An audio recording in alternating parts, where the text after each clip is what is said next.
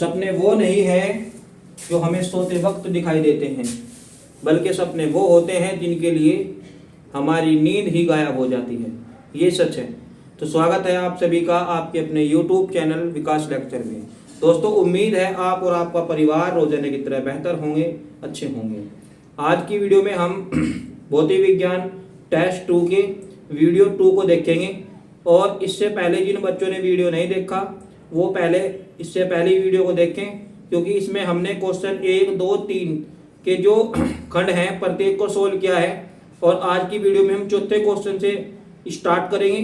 तो आप लोग बड़ी शिद्दत के साथ एक कॉपी और पेन को लेकर बैठ जाइए। वीडियो को लास्ट तक देखना है, बीच में नहीं छोड़ना है, ठीक है। पूरे क्वेश्चन आज हम उखाड़ कर फेंक देंगे इस वीडियो में, ठीक है। तो चलिए शुरू करते हैं अपना चौथा क्वेश्चन। तो देखो इस वीडियो में क्या कह रहा है। एक 60 वाट का लोड ट्रांसफार्मर की द्वितीय कुंडली से जुड़ा है, ठीक है, जिसकी प्राथमिक कुंडली लाइन वोल्टेज है, ठीक है। यानी कि प्राथमिक कुंडली जो है ना वो मतलब वहां से मेन लाइट जा रही है, मेन लाइट, ठीक है। प्राथमिक कुंडली लाइन वोल्टेज है। यदि लोड में 0.5 एम्पियर 0.54 एम्पियर की धारा बहती है तो प्राथमिक कुंडली में धारा की गणना कीजिए। यानी कि प्राथमिक कुंडली में धारा का मान हमें यहाँ पर निकालना है, ठीक है। देखो जरा, हम यहाँ से जो 60 वाट दिया ना, ये तो P का मान दिया, ठीक है। आप लिख सकते हो कि P बराबर 60 वाट, P बराबर 60 वाट। और आगे इसने क्या दिया, धारा का मान दिया कितना, 0.54 एम्पियर। मैं आपको एक मजे की बात बताता हूँ। इस क्वेश्चन में ना आप चाहे तो जो दी गई धारा है ना उसका औसत निकाल सकते हो। औसत निकालने के बाद भी आपका मान जो है निकल जाएगा, ठीक है। तो आपको एक सिंपल तरीके से बता रहे, देखो इसका तो आपको यूज ही नहीं करना, क्योंकि वो प्राथमिक कुंडली में धारा का मान क्या रहा है ज्ञात करने के लिए। और जिस तरह का ट्रांसफार्मर होता है ना वो होता है अपचय ट्रांसफार्मर। तो उसके लिए आप एक काम कर सकते हो, चाहे तो आप यहाँ से V का मान भी सोल्व कर सकते हो, ठीक है। यानी कि जो P बराबर VI होता है ना, P बराबर VI, इस फॉर्मूले की मदद से भी आप सोल्व कर सकते हो V का मान। तो V बराबर P/I, ठीक है। हालांकि हमें यहाँ V की जरूरत नहीं है। P का मान कितना है 60 और I का मान 0.5 और इसका पॉइंट खाड़ दो तो कितना हो जाएगा 600/5 और 12 5 60 120, ठीक है। ये हो जाएगा 120 वोल्ट। लेकिन आपको मैं जानकारी दूं कि आपको यहाँ इसकी कोई जरूरत नहीं पड़ती बिल्कुल भी, ठीक है। बल्कि आपको क्या कर देना है, जितना इसमें यदि लोड में जितनी भी लोड में इसमें धारा दे रखी है ना, इसका औसत निकाल दो, मतलब इसको आधा कर दो, तो आपको क्या मिल जाएगा, आपको प्राथमिक कुंडली में धारा का मान मिल जाएगा, ठीक है। प्राथमिक कुंडली में धारा का मान जो है वो कितना हो जाएगा, इसका आधा कर देंगे। देखो तो प्राथमिक कुंडली में बहने वाली धारा या धारा ऐसे लिख सकते हो, धारा तो कितनी हो जाएगी 0.5 का क्या कर दीजिए, आधा कर दीजिए। तो पॉइंट हटा के आप क्या कर लेंगे, 0 कर लेंगे, ठीक है। अब इसको आप जो है सोल्व कर लेंगे, ठीक है। तो कितना आ जाएगा 5 × 20 यानी कि 1/4 एम्पियर, ठीक है। आप चाहो तो इसको डिवाइड कर सकते हो, 1 को डिवाइड कर सकते हो 4 से, पॉइंट लगा देंगे, 0 बढ़ा देंगे, 4 दूनी 8 हो जाएगा और 2 बच जाएगा, तो पॉइंट लगा हुआ है 0 बढ़ा लेंगे तो 0.25 आपको जो है इतना एम्पियर का मान मिल जाएगा, प्राथमिक कुंडली में धारा का मान, ठीक है बच्चों। इसका आप स्क्रीनशॉट ले लीजिए, फिर अगले क्वेश्चन को देखते हैं। देखो अगले क्वेश्चन में क्या दिया है, में एक इलेक्ट्रॉन 10⁻⁻2 वेबर प्रति मीटर स्क्वायर के चुंबकीय क्षेत्र में 10⁻7 मीटर प्रति सेकंड के वेग से वृत्ताकार मार्ग पर चल रहा है, जिसकी त्रिज्या 0.6 सेमी है। इलेक्ट्रॉन का विशिष्ट आवेश E/m का मान ज्ञात कीजिए, ठीक है। इस तरह का क्वेश्चन आपको एग्जाम में जरूर देखने को मिल सकता है। बड़ा ही ट्रेंडिंग क्वेश्चन है जिसमें विशिष्ट आवेश का मान जो है दिया हुआ हो, ठीक है। देख लीजिए इसको। तो ये क्वेश्चन बड़ा ही अच्छा क्वेश्चन है, ठीक है। बहुत ध्यान से आपको ये समझना है। देखो पहले जो मान दिया है ना क्वेश्चन में, मैं आपको पहले भी बताया था कि जो जो चीजें दे रखी हो न्यूमेरिकल में आप उनको पहले अलग से लिख लो, ठीक है। यानी कि जो इनके प्रतीक होते हैं ना, जैसे जो उनके क्षेत्र का प्रतीक B है तो आप इनको पहले लिख लिया करो। इससे क्या होता है कि हमें सूत्र का पता चल जाता है कि कौन सा फॉर्मूला यहाँ पर लगना है। ठीक है, देखो ये चुंबकीय क्षेत्र में रखा है, मतलब वेबर प्रति मीटर स्क्वायर। भाई मात्रक से पता चलता है कि मान किसका दिया हुआ है, ठीक है नहीं। तो चुंबकीय क्षेत्र बी का मान कितना दिया, 10⁻⁻2 वेबर प्रति मीटर स्क्वायर, ये मान आपको दिया है। आगे कह रहा है कि 10�7 मीटर प्रति सेकंड। मात्रक से ही पता चल रहा है कि वेलोसिटी का मात्रक है, ठीक है, यानी कि कहीं ना कहीं वेग की बात कर रहा है। 10�7 मीटर प्रति सेकंड के वृत्ताकार मार्ग से घूम रहा है, ठीक है, जिसकी त्रिज्या मतलब आर का मान दिया है 0.6 सेमी। 6 सेमी को भी बदलना होगा आपको, ठीक है। तो आर का मान कितना दिया है, 0.6 सेमी। और जब आप इस 6 सेमी को बदलिएगा ना तो कितना हो जाएगा, 10⁻⁻2 मीटर हो जाएगा, क्योंकि 1 सेमी जो होता है 10⁻⁻2 मीटर के बराबर होता है, ठीक है। इसके बाद विशिष्ट आवेश E/m का मान जो है वो आपको कह रहा है कि ज्ञात करो, ठीक है। देखो जरा, इसमें हमारे पास एक फॉर्मूला होता है त्रिज्या। जब देखो जिन बच्चों ने इससे पहली वीडियो भी देखी है ना और टेस्ट फर्स्ट भी बहुत अच्छे से देखा है, तो उनको पता होगा कि एक इस तरह का व्यंजक आ रहा था कि जिसमें हमें आर बराबर, मतलब एक वृत्ताकार क्या था, चुंबकीय क्षेत्र के अंदर कोई कण घूम रहा था लंबवत दिशा में, कुछ बच्चों को पता होगा। तो वहां पर हमने क्या किया था, आर का मान यानी कि इसकी त्रिज्या का मान जो है सोल्व किया था। आर बराबर mv/qb की सहायता से, आर बराबर mv/qb की मदद से हमने जो है इसको सोल्व किया था। लेकिन हमारे पास यहाँ कोई कण नहीं है, हमारे पास इलेक्ट्रॉन है, और इलेक्ट्रॉन का जो आवेश होता है उसको हम क्यू से प्रेजेंट नहीं करते, ई से प्रेजेंट करते हैं, ठीक है। जो हमें इलेक्ट्रॉन का आवेश होता है, इलेक्ट्रॉन का आवेश वो क्या होता है, वो ई होता है। तो आर बराबर हमें क्या रखना है, mv/eb रखना है। अब आपको इस सूत्र की मदद से ऐसी कंडीशन बनानी है, E/m की कंडीशन बनानी है। कैसे बनाओगे, देखो ध्यान से, ठीक है, एकदम ध्यान से देखो कैसे बनाएंगे। पहले इसकी मल्टीप्लाई आप इधर करो तो क्या आ जाएगा, EBR और इक्वल टू mv।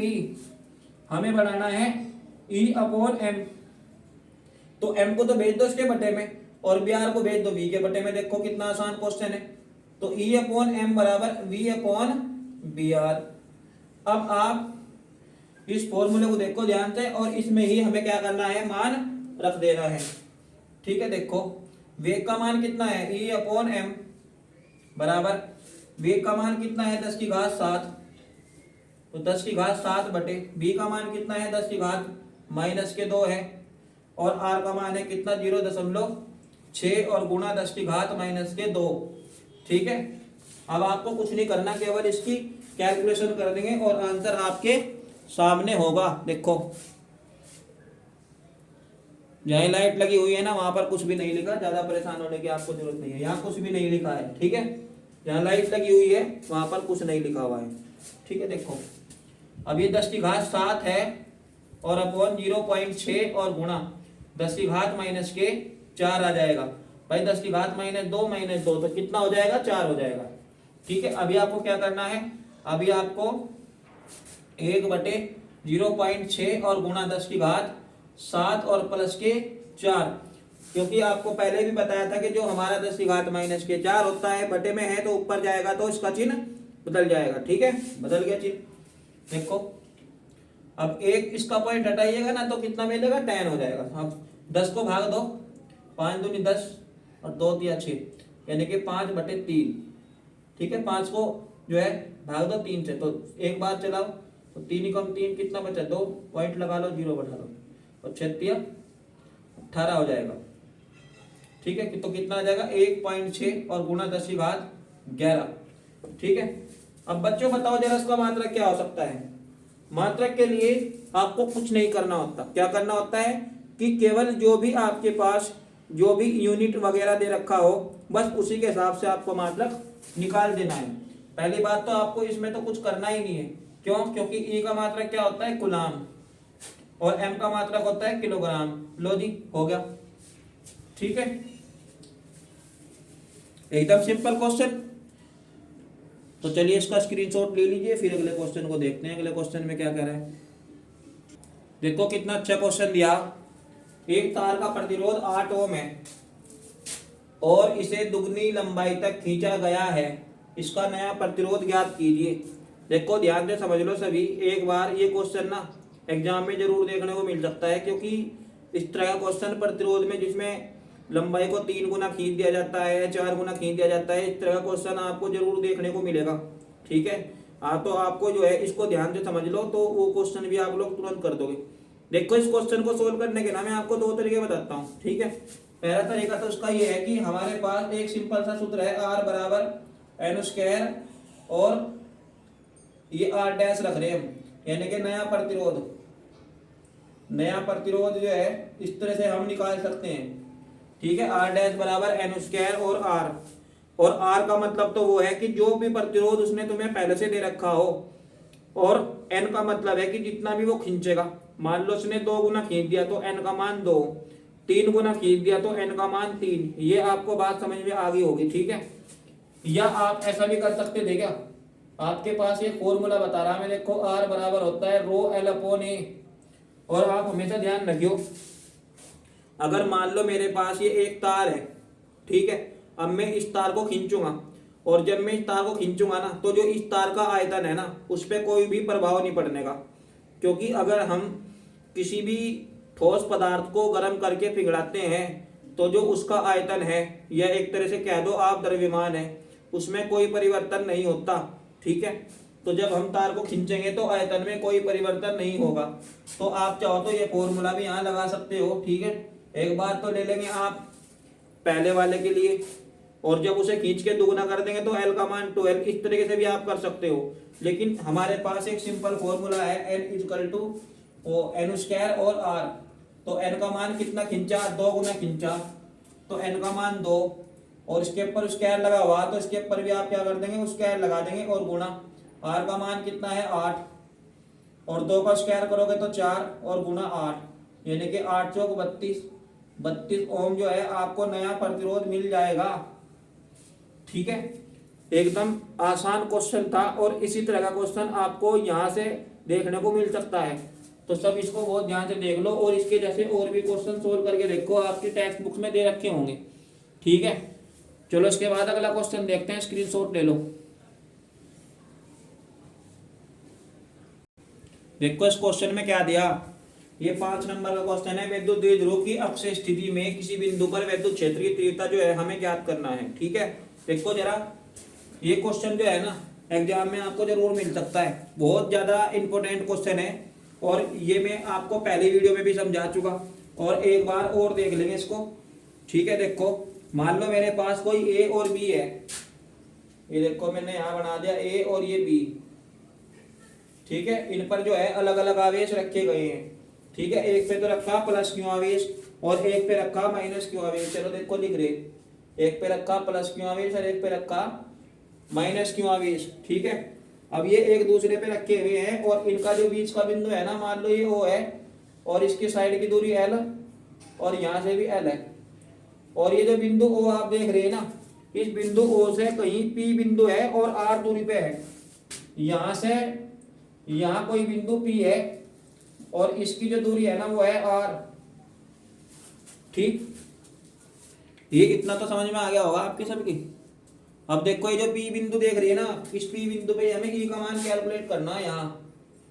ठीक है, और हमारे पास कंडीशन इसकी 2 है। एक कंडीशन तो इसकी ये है कि जब आप प्लस वाले के लिए निकाल लोगे तो क्या होगा, और जब माइनस वाले के लिए निकाल लोगे तो क्या होगा। ये प्लस वाला है और ये माइनस वाला, तो देखो हमारे पास जब इसके हिसाब से निकाल लेंगे यहाँ, तो दूरी का मान रखना हमें R माइनस L, और जब इसके कारण निकाल लेंगे यहाँ तो दूरी का मान रखना है हमें R प्लस L। क्यों, क्योंकि जब आपके पास यहाँ से लेके यहाँ तक की दूरी R है, तो ये दूरी कितनी बचेगी, इस R में से इस L को घटाना पड़ेगा, नहीं घटाना पड़ेगा, तो तभी तो बचेगा ये। अब ऐसे ही है, अगर यहाँ तक की दूरी तो है R और इससे आगे की देखो L है, तो दोनों को जोड़ना पड़ेगा, तब जाके आप इस बिंदु का कारण निकाल लोगे, नहीं वहाँ। ठीक है, तो इतना तो समझ में आ गया होगा आपकी। चलो देखो, तो फिर इसके बाद में पहले यहाँ से E1 का मान निकालना। देखो E1 बराबर 1/4 पाई एप्सिलॉन 0 और Q अपॉन ये प्लस का है ना, तो यहाँ चिन्ह भी लिख सकते हो आप, और बटे में है आर माइनस एल, ठीक है, और इसका स्क्वायर भी करना पड़ेगा, बात नंबर 1, ठीक है। आप इसको यहाँ 1 मान के जो है छोड़ सकते हो, ठीक है। अब इसके बाद क्या करना, इसके बाद निकाल लेंगे इस बिंदु के कारण। तो इस बिंदु के कारण क्या है, E2 बराबर 1/4πε0 और माइनस के Q upon R plus l square, और ये है बात नंबर 2, ठीक है। यानी कि इसके लिए तो प्लस और इसके लिए जो है E1 का मान माइनस में है। अब आपको क्या करना, अब इन दोनों समीकरणों को जोड़ देना बस, ठीक है। देखो तो आप क्या करोगे, जब टोटल E का जो रिजल्ट है ना वो निकाल लोगे, तो E1 प्लस E2, तो E1 प्लस E2 आपको कर देना है, ठीक है। और जैसा आप देख रहे होंगे समीकरण 1 में मेरे पास E1 का तो मान है ये वाला और E2 का मान है ये वाला, और दोनों को यहाँ रख देंगे और सोल्व कर देंगे, ठीक है। जो भी कुछ आएगा रिजल्ट आपके सामने होगा। देखो E1 का मान कितना, 1/4πε0 और Q upon R minus L और इसका स्क्वायर और प्लस 1/4πε0 माइनस के Q upon R plus L और इसका स्क्वायर, ठीक है। मुझे नहीं लगता कि यहाँ तक आपको कोई दिक्कत हुई होगी। इसके बाद आप क्या करेंगे, अगली स्टेज में बढ़ रहे, देखो ये 1/4πε0 और ये 1/4πε0 और Q भी ये कॉमन है, ठीक है। और जब ये कॉमन है तो इनको एक ही जगह लिख लो ना, तो इनको एक ही जगह लिख रहा है। देखो ये कॉमन ले लिया हमने, यहाँ E बराबर 1/4πε0 और Q भी हमने बाहर निकाल लिया, और अंदर बच गया 1/R माइनस एल और उसका होल स्क्वायर और माइनस, क्योंकि आपने केवल Q को कॉमन लिया ना, तो ये प्लस माइनस ये इसको माइनस कर देगा, नहीं कर देगा, और 1/R प्लस एल और इसका होल स्क्वायर, ठीक है। अब आपको क्या करना, 1/4πε0 से तो कुछ नहीं करना, इसे तो यूं ही रखेंगे, ठीक है नहीं। और ये जो आप देख रहे हैं ना, ये जो आप दोनों देख रहे हैं, ये कभी 6ठी 7वीं 8वीं क्लास में आपने एक सूत्र देखा होगा, और वो सूत्र मैं लिख देता हूं यहाँ। देखो यहाँ लिख रहा, चलो यहाँ लिख रहे इधर, a की 2 माइनस b की 2 क्या होता है, a स्क्वायर, एक बार प्लस यानी कि एक बार माइनस, यही लिखा ना। तो बस अब आपको इसको जो है एक जगह क्लोज करना और कुछ नहीं करना, एक जगह लिख देंगे, इसको क्लोज कर देंगे बस, ठीक है। देखो और इसकी मल्टीप्लाई इधर भी करेंगे, R प्लस एल और माइनस R माइनस एल, दोनों का होल स्क्वायर और बटे, ये क्या हो जाएगा, R square minus L square और दोनों का भी स्क्वायर, ठीक है। ऊपर भी देखो एक फॉर्मूला लगाएंगे, यहाँ जो फॉर्मूला लगेगा R और प्लस एल, इसका एक सूत्र होता है a प्लस बी, यहाँ माइनस भी हो तो माइनस देखेंगे, तो a की 2 प्लस b की 2 प्लस माइनस 2ab, ठीक है। ये जो प्लस माइनस मैंने लिखा है ना यहाँ, इसका मतलब है कि अगर मान लो माइनस में है तो माइनस रहेगा, और प्लस में सवाल है तो प्लस में रहेगा। और जहाँ मैंने प्लस लिखा, चाहे यहाँ माइनस हो या प्लस हो, तो दोनों जगह यहाँ प्लस ही रहता है, ठीक है। ये बात तो समझ में आ गई होगी आपके। देखो तो अब इसके बाद आप क्या करोगे, तो E बराबर 1/4πε0 और Q अपॉन, ठीक है, इसको नहीं छेड़ना मैं भी बिल्कुल भी, R square minus L square और इसका होल स्क्वायर, इसको देखो R का स्क्वायर प्लस एल का स्क्वायर प्लस 2RL माइनस, अब ब्रैकेट लगा के चलेंगे, क्योंकि ये जो ब्रैकेट के बाहर माइनस लगाया है ना, इस माइनस की अंदर गुणा होगी, ठीक है। तो गुणा बाद में कर लेंगे, पहले सूत्र को खोल लेंगे यहाँ, ठीक है।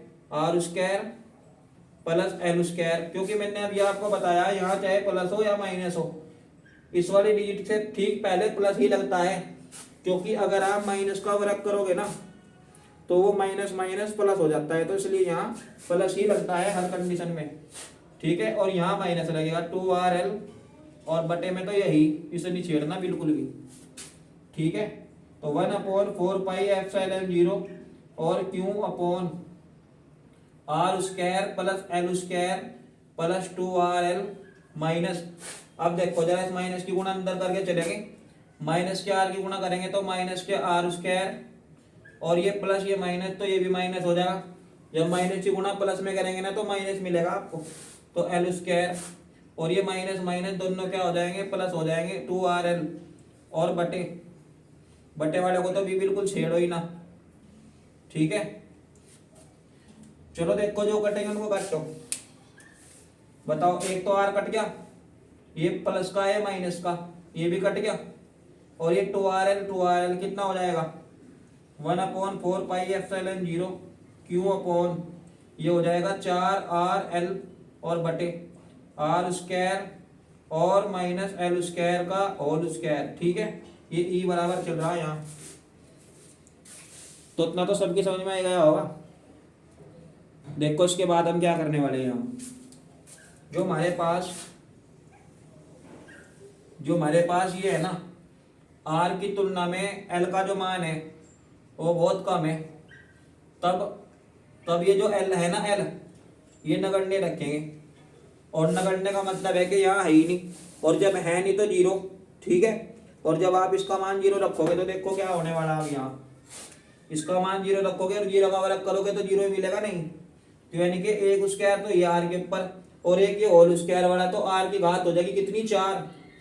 देखो ई बराबर 1/4πε0 और क्यों, और इसको भी थोड़ा सा कर सकते हो क्या, इसको कर सकते हो, इस 4 को डिवाइड कर लो, एक 2 तो रख लो एल के साथ और एक 2 रख लो आर के साथ, इस तरह से 2 गुणा 12 और गुणा 4 और 2 आर, और बटे में है आर की घात 4, क्यों, क्योंकि ये तो हो गया नगण्य, और आर की घात 2 और इसकी घात भी 2, तो कितनी हो जाएंगी 4 हो जाएंगी, ठीक है। चाहो तो आप एक काट भी लो तो कितने बच जाएंगे आर की 3। और ये जो मजे की चीज देख रहे हैं आप, ये क्या होता है, इलेक्ट्रिक डाइपोल मूवमेंट, मतलब जिसको आप द्विध्रुव आघूर्ण कहते हो, है ना, तो ये होता है पी का मान द्विध्रुव के कारण, तो पी क्या होता है क्यू गुणा 12, ठीक है। तो इन दोनों की जगह हम क्या रख सकते हैं, बताओ, पी रख सकते हैं क्या, तो ई बराबर हो जाएगा 1/4πε0, और ये 2 जुगा तो है 2, और पी और बटे में है आर की घात 3, ठीक है। न्यूटन प्रति कूलम इसका मात्रक है। जिनकी समझ में आया नहीं ना, वो एक बार दोबारा से इसको रोक के वीडियो को इसको नोट करो, और जिनकी समझ में बहुत अच्छे से आ भी गया ना, वो इसकी प्रैक्टिस बिना देखे करो, क्योंकि ये क्वेश्चन काफ़ी बार एग्जाम में ट्रेंड करता है, बहुत ज़्यादा इंपॉर्टेंट है, ठीक है। चाहे तो आप वीडियो को दोबारा प्ले करके देख लो, लेकिन इस व्यंजक को बहुत अच्छे से समझो। थोड़ा बड़ा व्यंजक है लेकिन आसान है, और मैं आपको एक जानकारी देता हूँ, जब आप इस क्वेश्चन को करोगे तो आपको चित्र के बारे में भी थोड़ा सा जो है लिख देना है। और चित्र के बारे में क्या लिखना मैं बता रहा हूँ, सुनो। माना कोई ए बी एक द्विध्रुव है जिसके कोई मध्य बिंदु O है, ठीक है। इस द्विध्रुव पर प्लस क्यू तथा माइनस क्यू आवेश चित्र अनुसार रखे गए हैं, ठीक है। इसके बिंदु O से स्मॉल r दूरी पर कोई बिंदु P है जहां हमें विद्युत क्षेत्र की तीव्रता ज्ञात करनी है। इसके पदार्थ का परावैद्युतांक K है, ठीक है। इतनी सी चीज आपको लिखनी है चित्र के बारे में, ठीक है। तो उम्मीद करता हूँ कि ये क्वेश्चन भी आपको जो है बहुत अच्छे से समझ में आ गया होगा। चलो तो अब आप इसका फटाफट से स्क्रीनशॉट ले लो, फिर अगला क्वेश्चन देखते हैं। ले लिया, देखो तो देखो इस क्वेश्चन में क्या दिया, विद्युत स्थितिकी में गॉस का प्रमेय क्या है। तो गॉस का प्रमेय एडी लिखो सब बच्चे, गॉस का प्रमेय। और एक बात और है, ये जो गॉस का प्रमेय है ना, ये एग्जाम में आपको जरूर मिलेगा, ठीक है। लिख के रख लो, एग्जाम में इस तरह का क्वेश्चन आपको जो गॉस के प्रमेय से ट्रेंड करने वाला होना जरूर मिलेगा, ठीक है। लिख लो ये बात कहीं, देखो जरा। गॉस का प्रमेय हमें ये कहता है कि जो फाई ई का मान है ना, वो आवेश का ε0 गुना होता है, ठीक है। मतलब जो इस तरह के क्वेश्चन होते हैं ना, जिसमें दो क्वेश्चन एक साथ जुड़े हुए हों, तो कभी भी आप ये ना सोच लो कि गॉस का प्रमेय लिखा और ये उम्मीद करके बैठ जाओ कि मेरे तो मौज आ गई, 5 नंबर पूरे मिलेंगे। तो मैं आपको बता देता हूँ, एग्जाम के में ना क्वेश्चन के पीछे ऐसे लिखा रहता है, तो 2 + 3 जब मिलेंगे 5 नंबर, ठीक है। क्योंकि ये जो बोर्ड वालों ने अपनी इंक बर्बाद की ना 2+3 लिखने में और बराबर 5 लिखने में, इसे हल्के में मत लीजिए, इसको बहुत अच्छे से समझ लो क्या है इसका मतलब। देखो इसका मतलब ये है कि वैद्युत स्थितिकी में गॉस का प्रमेय क्या है। अगर आप गॉस के प्रमेय की डेफिनेशन लिखोगे, यानी कि गॉस के प्रमेय के बारे में बताओगे, तो आपको 2 नंबर मिलेंगे, ठीक है। और अगर आप इससे आगे का क्वेश्चन सोल्व करोगे, यानी कि आगे का क्वेश्चन पढ़ेंगे, देखो क्या है, अनंत समतल आवेशित अचालक प्लेट के समीप विद्युत क्षेत्र की तीव्रता ज्ञात कीजिए। यानी कि अगर इसका सेकंड पार्ट करोगे तो आपको 3 नंबर मिलेंगे, यानी कि इस हिसाब से आपको 5 नंबर मिलेंगे। क्योंकि कुछ स्टूडेंट इस क्वेश्चन को आधा कर ले कि मेरी तो मौज आ गई, मैंने तो गॉस का प्रमेय वहां पूरा कर दिया था, और जब रिजल्ट आता है तो फिर कहेंगे कि जी मेरे तो नंबर पता नहीं कम क्या था, आगे मैं तो काम पूरा किया था। तो इस बात का आप ध्यान रखेंगे, क्योंकि जितनी बात उसने क्वेश्चन में कही है आपको उतना ही जवाब देना है, ना तो कम जवाब देना और ना ही आपको ज़्यादा एडवांस बोलना। कभी आप ज़्यादा एडवांस वहाँ अपनी अपनी लिख दो और क्वेश्चनों के लिए टाइम ना मिले, ठीक है। तो टाइम को ध्यान में रखना है, स्पीड आपको अपनी फिक्स बनानी है, और तब आपको क्वेश्चन प्रत्येक को जो है सोल्व करना है। जो जो बात पूछी है वही बात आपको लिखनी है, फालतू एक भी शब्द उसको नहीं बताना, ठीक है। अब वो आपको ये कह रहा है कि गॉस की प्रमेय क्या है, तो इसमें आपको क्या लिखना है, इसमें लिखना, चलो देखो लिखो, मैं एक्सप्लेन कर रहा हूँ यहीं से ही, ठीक है। व्यंजक को यहाँ सोल्व कर लेंगे और मैं जो इसकी डेफिनेशन है वो बोल रहा हूँ। लिखो देखो कि किसी जो आवेश है या किसी चालक से या किसी विद्युत चालक से बद्ध, ठीक है, जो आवेश होता है वो उसके 1/एप्सिलॉन जो है ना 1/एप्सिलॉन 0, ठीक है। यानी कि जो विद्युत फ्लक्स है, ये विद्युत फ्लक्स, ठीक है, आवेश का किसी बद्ध चालक से बद्ध विद्युत फ्लक्स आवेश का 1/एप्सिलॉन 0, ऐसे लिखेंगे 1/एप्सिलॉन 0, 1/एप्सिलॉन 0 गुना होता है। एक बार और सुन लो, किसी बंद पृष्ठ से बद्ध होकर गुजरने वाला विद्युत फ्लक्स, ठीक है, होकर गुजरने वाला विद्युत फ्लक्स क्या होता है, आवेश का 1/एप्सिलॉन 0 गुना होता है। और उसके बाद आप उसको ब्रैकेट में बंद करके इस तरह का सूत्र लिख के देंगे, ठीक है।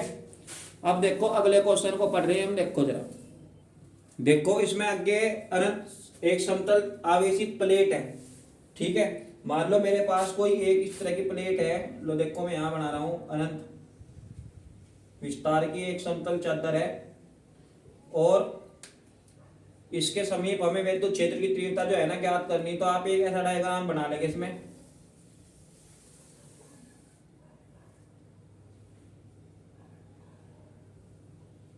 ठीक है, ऐसा डायग्राम आप यहां जो है बना लेंगे। इसका जो आवेश है वो है +Q, और इसका जो पृष्ठ क्षेत्रफल है मान लो क्या है, A है, सूक्ष्म क्षेत्रफल dA है, dA भी लिख सकते हो, और यहाँ का जो विद्युत क्षेत्र है वो है E। ऐसे यहाँ सूक्ष्म क्षेत्रफल dA और विद्युत क्षेत्र E, ठीक है, ऐसे इसके अंदर, यानी कि हमें टोटल निकालना, ठीक है। तो पहले तो हम एक साइड को सोल्व करेंगे और फिर दूसरी साइड को सोल्व करेंगे और दोनों क्या कर देंगे, जोड़ देंगे, ठीक है। तो देखो अब हमें क्या करना है, तो अगर हम केवल एक पृष्ठ की बात करें, मान लो हम इस साइड की बात कर रहे हैं, देखो, तो अगर हम केवल एक साइड की बात करें तो E या फाई E बराबर ऐसे भी लिख सकते हो क्या, बताओ। तो फाई E बराबर बताओ क्या होता है, फाई E बराबर होता है E into DA cos theta, और कोस थीटा की वैल्यू रखनी है आपको यहाँ 0 डिग्री। तो फाई E बराबर, ये इसको 1 मान लो, ठीक है। तो फाई E बराबर, चलो इसको 1 नहीं मानते, चलो 1 ही मान लो, देखो जरा और भी काम आसान हो जाएगा। फाई E1 बराबर तो D इंटू कोस 0, और कोस 0 का मान होता है कितना, 1। तो यानी कि फाई E1 बराबर क्या मिलेगा आपको, E इंटू DA। इसको तो फिलहाल आप ये छोड़ दो, ठीक है। अब इसके बाद ऐसे आप क्या करोगे दूसरे पृष्ठ के लिए, यानी कि दूसरे पृष्ठ के लिए भी ऐसे निकल के आ जाएगा। ठीक है, दूसरे पृष्ठ के लिए भी आपका ऐसे ही निकल के आ जाएगा, यानी कि 5e2 बराबर e इंटू डी ए। तो दोनों निकल के आ गए। अब दोनों क्या करना है, जोड़ देना है। यानी कि 5 अगर आपको निकालना हो तो 5e बराबर 5e1 और प्लस 5e2। ठीक है, तो क्या करेंगे अब इसको, 5e बराबर इसका मान बताओ e इंटू डी ए और plus e into D A. ठीक है, आप चाहो तो इसको सूक्ष्म न मान के मतलब खाली ए भी लिख सकते थे। तो ई 5e बराबर क्या है, e इंटू डी ए और plus e into D A. या आप इसको ऐसे भी लिख सकते हो, डी ए को आप क्या मान सकते हो, डी ए को आप ए भी मान सकते हो, मतलब ये सूक्ष्म की बात करता है। तो आप इसको ऐसे भी लिख सकते हो कि ई 5e बराबर 2e। ठीक है, आप इसको ऐसे भी लिख सकते हो। लेकिन हमारा गॉस का प्रमेय क्या कहता है, इसको आप एक मान लो। गॉस के प्रमेय के इस हिसाब से बताओ गॉस का प्रमेय। अब गॉस का प्रमेय क्या कहता है कि जो 5e होता है ना, होता है क्यू अपॉन एप्सिलॉन 0।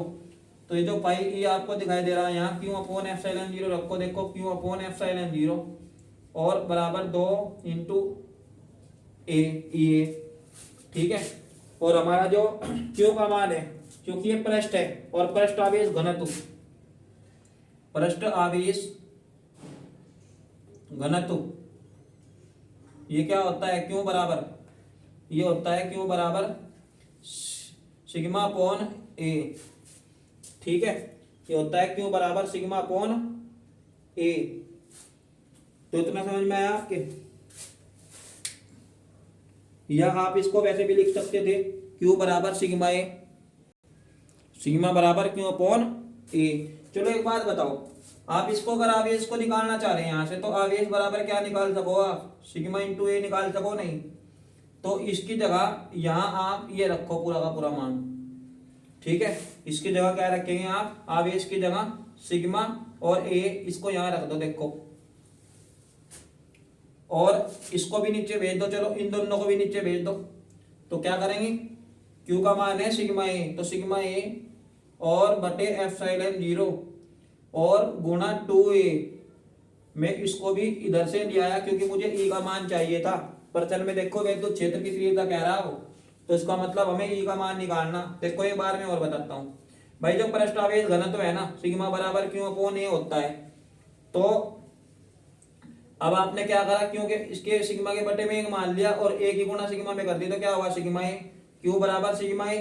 और क्यू का मान जो है ना ये यहाँ रखेंगे, क्यू का मान सिग्मा ए यहाँ रख दिया, और जो ई के पास 2 और ए है इसको भी नीचे भेज दिया। देखो ये आ गए यहाँ दोनों, तो ए से ए कट गया, तो ई का मान बताओ कितना बच गया, सिग्मा बटे 2 एप्सिलॉन 0। देखो कितना अच्छा है, न्यूटन प्रति कूलम। यही सूत्र आपसे वो पूछ रहा था इस प्रश्न में। ठीक है, फटाफट से स्क्रीनशॉट लो इसका। देखो कितना हल्का क्वेश्चन हमने इसको कर दिया। अब चलते हैं फिर नेक्स्ट क्वेश्चन को देखते हैं। देखो अगला क्वेश्चन कितना अच्छा दिया, और 5वां क्या नंबर है और अंतिम क्वेश्चन है, बड़ा ही अच्छा क्वेश्चन है। देखो विद्यार्थियों, आपसे केवल एक बहुत ज़्यादा रिक्वेस्ट है, यदि आपका कोई मित्र, कोई जानकार, और वो भी 12th क्लास की तैयारी कर रहा हो और भौतिक विज्ञान उसे बहुत ज़्यादा डिफिकल्ट लग रहा हो, तो अगर आप उसका थोड़ा सा भी भला सोचते हो, 1-2% भी भला सोचते हो ना, तो ये मेरी वीडियोस के पास जरूर शेयर करो और उसे जानकारी दो कि इन क्वेश्चन को जो है ना वो जरूर सोल्व करके देखें। और मेरी केवल यही उम्मीद है कि उसका भी भला हो और आपका भी भला हो। ठीक है, तो आपके जो मित्र है ना, अगर उनका आप जरा सा भी भला सोचते हो तो उनको ये वीडियो जरूर भेजा करो। इससे क्या होगा, इससे उनकी भी बहुत ज़्यादा मदद होगी। ठीक है, और मैं वीडियो को यानी कि जो चैनल है ना उनको सब्सक्राइब करने के लिए इसलिए कहता हूँ, ताकि जैसे ही मैं वीडियो डाल दूँ और आपको इसकी जानकारी मिल जाए। ठीक है, एग्जाम खत्म होने के बाद चाहे तो आप चैनल को अनसब्सक्राइब कर दियो, इससे कोई दिक्कत वाली बात नहीं है। क्योंकि यहाँ यूट्यूब पे आने का मतलब मेरा केवल ये है कि विद्यार्थी हित में काम करना, राष्ट्र हित में काम करना। ठीक है, यहाँ से कोई मुझे ऐसा कोई लालच नहीं है, मैं आपको पहले भी बताया था और आज फिर से बता रहा हूँ।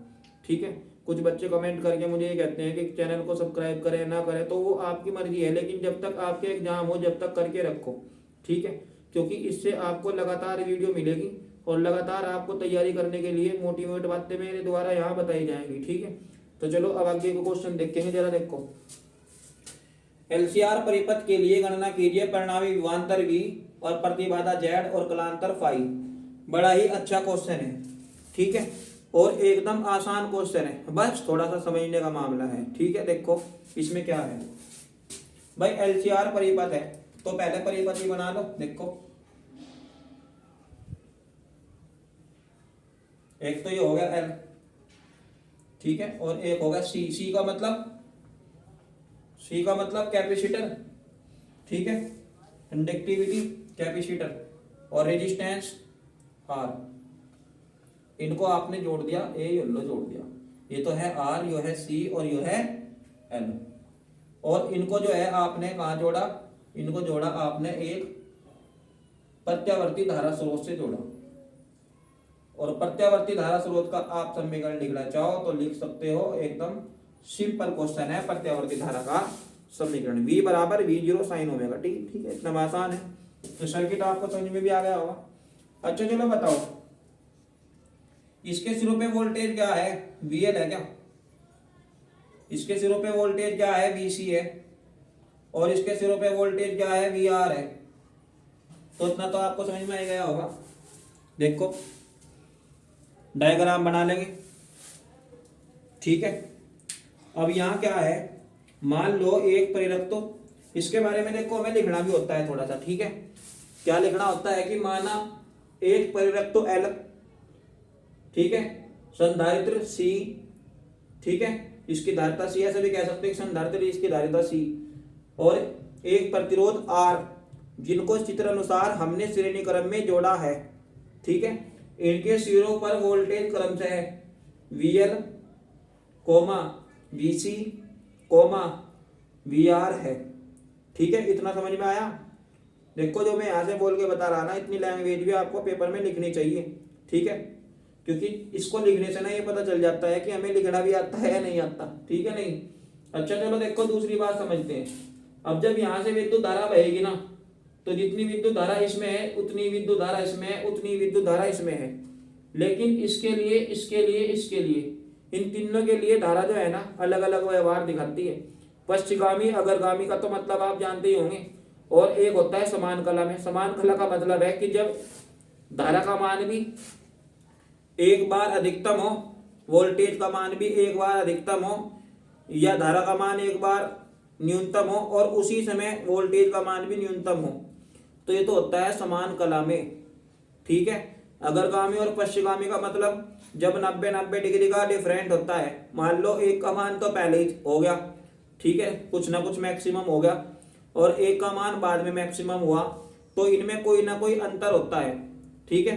तो अग्रगामी पश्चिगामी का तो मतलब आपकी समझ में आ ही गया, जो आगे चल रहा अग्रगामी, जो पीछे चल रहा पश्चिगामी, और 90 डिग्री का इनमें डिफरेंट होता है। तो ये अग्रगामी पश्चिगामी की डायरेक्शन में केवल दो ही चीजें हैं यहाँ, ठीक है बच्चों। तो देखो एक बार मैं इसका व्यंजक देख रहा हूं, देखो आप चाहे तो यहाँ जो है ये बात लिख सकते हो, मैं लिख रहा, उसके बाद आप स्क्रीनशॉट ले रहे हो, देखो जरा।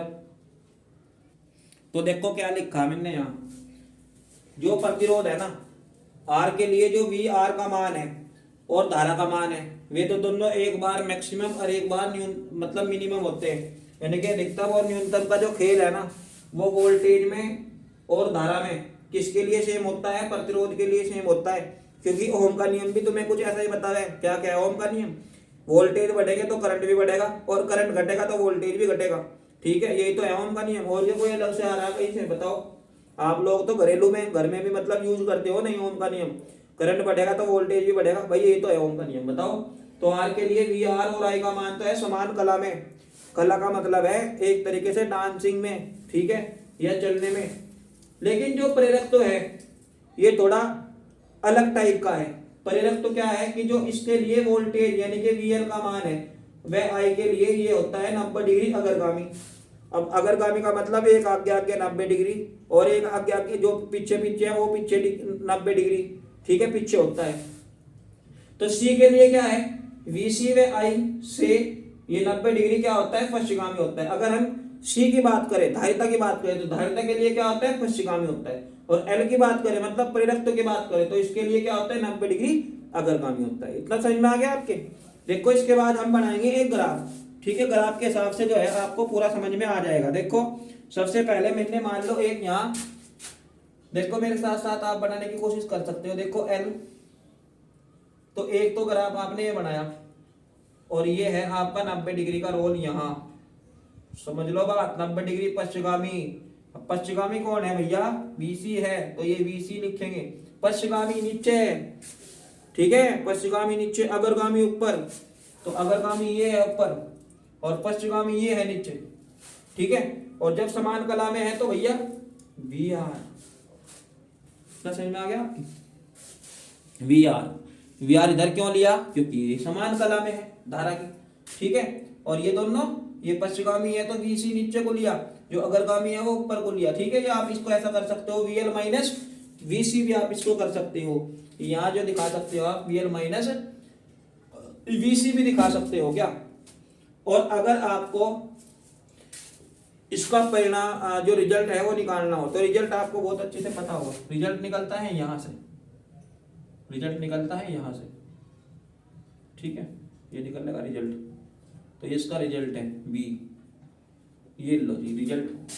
अच्छा चलो एक बात बताओ, ये ए, ये बी, ये सी और ये डी होगा, ठीक है। अब चित्र में आपको क्या दिखाई दे रहा, अगर आपको इसका परिणाम निकालना हो ना, तो ये तो है आधार का काम कर रहा, और जितना ही है इतना ही है, बताओ लंब इतना ही नहीं है क्या। तो देखो चित्र में या त्रिभुज सी बी ए में, सी बी ए में, ठीक है, बताओ क्या दिखाई दे रहा, कि हमें दिखाई दे रहा कर्ण का वर्ग बराबर आधार का वर्ग और प्लस लंब का वर्ग। बताओ होता नहीं क्या, ये तो आप 8 क्लास से पढ़ते आ रहे, पाइथागोरस प्रमेय का ही तो सूत्र है। बताओ और क्या कुछ अलग से है। तो कर्ण क्या है यहाँ, वी स्क्वायर है क्या, लो जी वी स्क्वायर। आधार क्या है, वी आर है, लो जी वी आर, इसका भी स्क्वायर कर लो। लंब क्या है, देखो जितनी डिस्टेंस ये है उतनी डिस्टेंस ये है। भाई जो मोबाइल आपने हाथ में पकड़ रखा है ना, जितना ये ऊपर से है उतना ही इधर से है, बताओ है नहीं क्या। तो इसका मतलब क्या हुआ, इसका मतलब जितनी ये दूरी है ना, इतनी दूरी है। देखो मैं तुम्हें दिखाता हूँ, जितना ये इधर से है उतना ही ये जो है इधर से है, इतना ही ये इधर से है, ठीक है। इतना इधर से, इतना इधर से। तो बच्चों देखो इतना इधर से है, इतना इधर से है, ठीक है। तो लंब कितना है, वीएल माइनस बीसी और उसका होल स्क्वायर। और आपको पता होगा क्या, कि जब आपका इधर से स्क्वायर हटता है तो भैया इधर बनता है क्या, अंडर रूट बनता है। तो वी आर का स्क्वायर और प्लस वी एल का स्क्वायर, ठीक है, दोनों का स्क्वायर। तो इतना तो आपके समझ में आया। अब इसके बाद आपको क्या करना है, अब इसके बाद आपको वी आर के लिए यानी कि सब के लिए कहीं ना कहीं मान रख देना है। यानी कि वी आर के लिए क्या होता है, वी आर के लिए होता है आई आर, बताओ होता नहीं क्या। और वी सी के लिए और वी एल के लिए क्या होता है, आई एक्सएल, और वी सी के लिए क्या होता है, आई एक्स सी, ठीक है, समझ में आया। अब इसके बाद क्या करेंगे, देखो अब इसके बाद क्या करिएगा आप, इसके बाद आप करिएगा ये जो आपने अभी फॉर्मूला निकालना है ना, ये सारे मान वहां रख दो और बस हो जाएगा सोल्व। देखो इस सूत्र में b बराबर अंडर रूट वी आर का मान कितना है, आई आर, तो आई आर का स्क्वायर लगाइए, प्लस ब्रैकेट में आया वी एल का मान कितना है, आई एक्सएल, तो आई एक्सएल, माइनस वी सी का मान कितना है, आई एक्स सी, आई एक्स सी, और इसका क्या है, होल स्क्वायर है, तो लगा दिया होल स्क्वायर। बताओ कोई दिक्कत है क्या। तो कोई दिक्कत वाली बात आपको नहीं होनी चाहिए। देखो ठीक है, तो v बराबर अंडर रूट आई आर उसका स्क्वायर और plus I XL minus I X सी और इसका होल स्क्वायर। अभी आप क्या करिएगा, अभी आप इनका जो है आई कॉमन ले लीजिएगा, तो आई कॉमन ले लीजिएगा ना, तो आई आ जाएगा बाहर, आई स्क्वायर, तो अंदर बच गया आपका आर स्क्वायर प्लस यहाँ है एक्सएल माइनस एक्स सी और इसका क्या है, होल स्क्वायर है। तो ये जो आई स्क्वायर है ना, ये बाहर निकल जाएगा अंडर रूट से, ठीक है। देखो यहाँ देखो जरा, आई आई सब सेम है ना, तो इसलिए आप इसका क्या करेगा, इसको बाहर मारिए फेंक के, तो बाहर मारा फेंक के यहाँ। अब ये यहाँ भी नहीं रुक रहेगा, ठीक है, ये यहाँ भी नहीं रुकेगा, ये बाहर जाएगा अंडर रूट से, क्योंकि इसका यहाँ मन नहीं लग सकता, क्योंकि इसके ऊपर पूरा ज्यादा प्रेशर है, किसका, स्क्वायर का बहुत ज्यादा प्रेशर है, और जिसके अंदर प्रेशर हो ना तो वो तो रुकने वाला नहीं है, तो ये नहीं रुकेगा, ठीक है। तो r square plus XL minus XC का होल स्क्वायर, तो इसको आई को ना इसके अपॉन में भेज सकते हो आप, तो v अपॉन आई बराबर r square plus XL minus XC, और इसका क्या है, होल स्क्वायर है, ठीक है। अब बताओ v अपॉन आई, या एक स्पेशल चीज निकलती है तीनों के लिए, v अपॉन आई एक स्पेशल चीज निकलेगी तीनों के लिए, जहां तीनों होते हैं वहां प्रतिबाधा होती है, यानी कि कहीं ना कहीं प्रतिबाधा जो है एक कांस्टेंट निकल के आता है, जो प्रतिरोध के जैसा ही होता है। सर्किट में रुकावट डालने वाला एक हमने अलग से ही यहाँ कांस्टेंट लिया है प्रतिबाधा को, ठीक है। तो आप क्या निकल जाएगा, आपका Z का मान आपके सामने ये निकल के आ जाएगा r square plus XL minus XC, उसका होल स्क्वायर आपके सामने ये निकल के आ जाएगा हमारा सेकंड पॉइंट, ठीक है। और परिणामी वोल्टेज भी आपका ये रहा परिणामी वोल्टेज, तो 2 पॉइंट हमने इसके क्लियर कर लिए हैं, ठीक है। परिणामी वोल्टेज भी आपके सामने है और प्रतिबाधा भी आपके सामने है। अब क्या कह रहा है, कलांतर बता दो इसको भाई, तो कलांतर बता सकते हो क्या, चलो एक चीज और कर सकते हो, यहाँ आपको एक चीज और दिखाई दे सकती है क्या, तो आर स्क्वायर बराबर बताओ एक्सएल का मान क्या होता है, बताइए, एक्सएल का मान ओमेगा एल, ठीक है, और ऐसे एक्सी का मान क्या हो जाएगा, omega C, 1 upon omega C, यानी कि एक्सएल और माइनस 1 अपॉन ओमेगा सी, तो ये भी एक फॉर्मूला होता है, ठीक है। आप चाहे तो इसको क्या करिएगा, इसको आप उसके पदों में भी रख सकते हो, इसके आप उसके पदों में भी रख सकते हो, ओमेगा एल है, ओमेगा एल, ठीक है। और ओमेगा क्या होता है, ओमेगा बराबर होता है 2 पाई एफ, और एफ क्या है, आवर्ती है, ठीक है।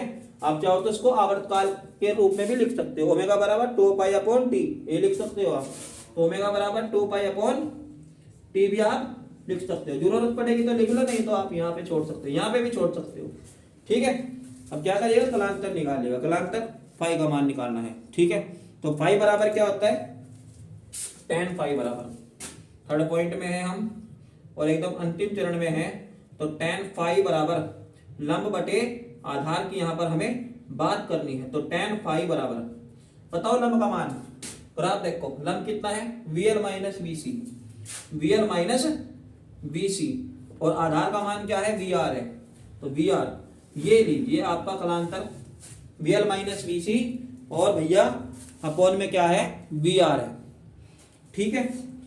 अब आप चाहो तो यहाँ पे VL का मान, मतलब ये मान आप जो है फिर से रख सकते हो, ठीक है, ये मान आप जो है फिर से रख सकते हो, देखो ऐसे, तो tan फाई बराबर VL का मान कितना है, आई एक्सएल माइनस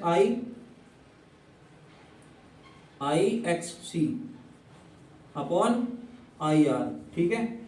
तो tan फाई बराबर आई तो कैंसिल हो जाएगा, जब आप आई दो जगह है तो कॉमन लोगे ना, तो आई जो है ये कैंसिल हो जाएगा, तो क्या बचेगा आपके पास, बताओ आपके पास बचेगा क्या, देखो मोबाइल को जो है थोड़ा सा नीचे कर लेते हैं, तो क्या बचेगा आपके पास, आई जो है कट जाएगा, ये कट गया आई, और अंदर बच गया एक्सएल माइनस एक्सी, और अपोन में है क्या, आई आर है, तो आई से आई कैंसिल हो जाएगा, और tan फाई बराबर हो जाएगा एक्सएल माइनस एक्सी और अपोन आर, ठीक है।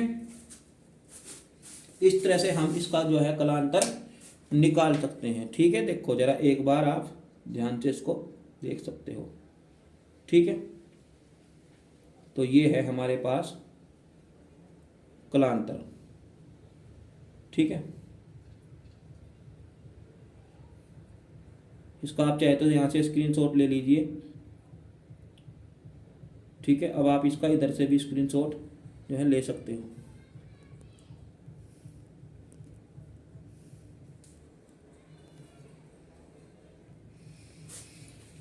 तो उम्मीद करता हूँ कि ये आपको क्वेश्चन सारे बहुत अच्छे से समझ में आए होंगे।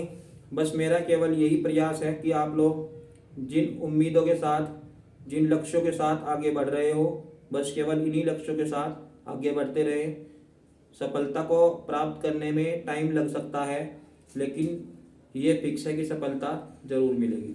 तो नमस्कार, आज की वीडियो में केवल इतना ही। फिर एक नए टॉपिक को लेकर आपके सामने प्रस्तुत होऊंगा।